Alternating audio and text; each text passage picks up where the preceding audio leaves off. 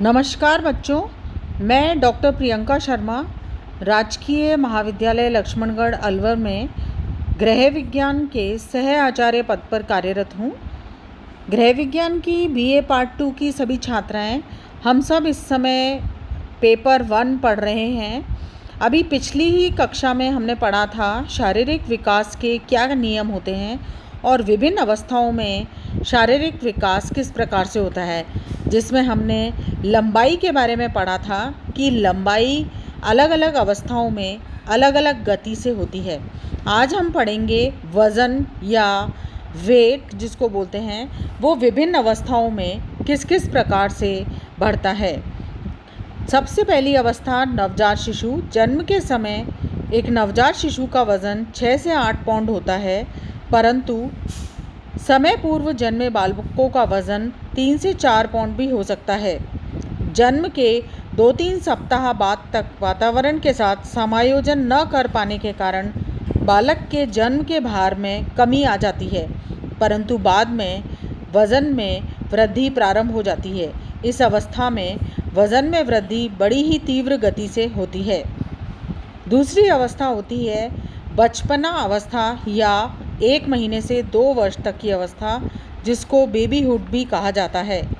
4 माह का स्वस्थ शिशु अपने जन्म के भार का दुगना वज़न प्राप्त कर लेता है तथा 1 वर्ष में उसका वज़न तिगुना हो जाता है।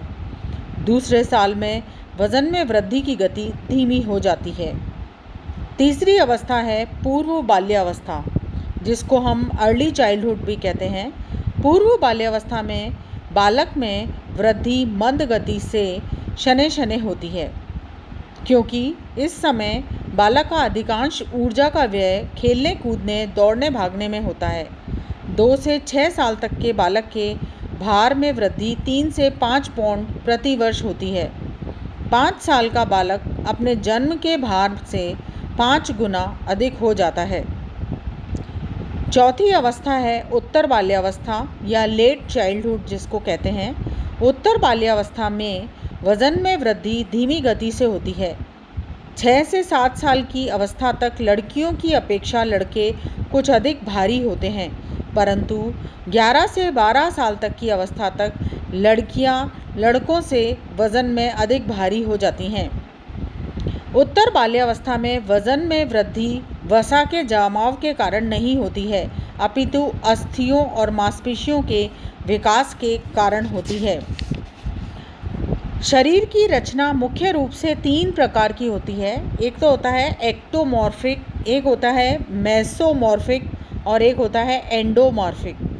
एक्टोमॉर्फिक वो शरीर रचना वाले व्यक्ति होते हैं जो कि दुबले पतले होते हैं, जिनके शरीर में हड्डियां ही हड्डियां दिखाई देती हैं। इनकी मांसपेशियां पतली, लंबी और शक्तिहीन होती हैं। ये भार में भी कम होते हैं। ऐसी रचना वाले व्यक्तियों का व्यवहार आत्मसमर्पणकारी होता है। दूसरा शरीर रचना वाला व्यक्तित्व होता है मेसोमॉर्फिक। इस प्रकार के लोग लंबे, गठीले, ताकतवर, इनकी मांसपेशियां भी लंबी, शक्तिशाली होती हैं। इनका वज़न न तो बहुत अधिक होता है न ही बहुत कम होता है। इनका व्यक्तित्व बहुत ही प्रभुत्वशाली होता है। तीसरी शरीर रचना वाले व्यक्ति होते हैं एंडोमॉर्फिक। ये लोग गोल मटोल, थुलथुले होते हैं। इनके शरीर में मांसपेशियों की तुलना में वसा की मात्रा अधिक होती है, जिसके कारण ये मोटे दिखाई देते हैं और शक्तिहीन होते हैं, और इनका स्वभाव भी सरल होता है।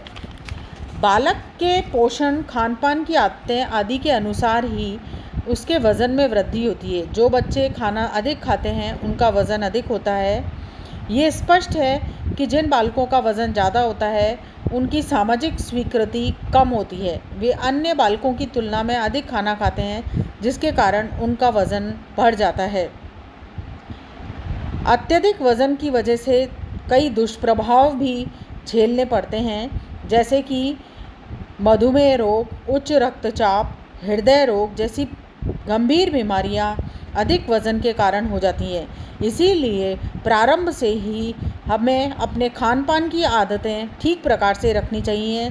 जितने भी फास्ट फूड हैं या तली हुई चीज़ें हैं उनका प्रयोग कम से कम करना चाहिए, जिससे कि अधिक मोटापा नहीं आए और शारीरिक रूप से हम अधिक क्रियाशील रहने चाहिए, तभी हम अपने जीवन में भी अधिक सफल हो सकेंगे। धन्यवाद।